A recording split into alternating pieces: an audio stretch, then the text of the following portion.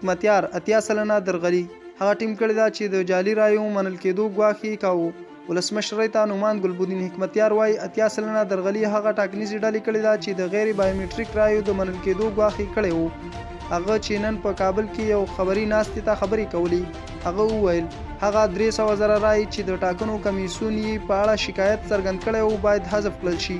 نوموړي د خپلو خبرو په دوام کې ویلي دي باید ټول صندوقونه بیا وشمیرل شي، نه دا چې یوازې د یو څو محلونو رای د یو نومان په غوښتنه شمیرل کیږي. حکمتیار دغه راز ویلي دي هغه کسان چې په ټاکنو کې درغلي کړې ده باید عدلي او قضایي ارګانونو ته وروپېژندل شي. نوموړي له ټاکنو کمیسیون څخه هم غوښتنه وکړه چې له هغو څه باندې 2400 محلونو رای بایومټریکي وسایلو د ورکېدو په اړه د هم ځواب ووایي چې د حاکم ټیم له لوري تښتول شوي دي. هغه زیاته کړې ده چې د څو پورې د ټولې غیر بایومټریک رای باطل نه وي اعلان شوي د لویو درغلیو عاملین محاکمه شوي نه وي هیڅ هم د پایلو د اعلان حق نه لري.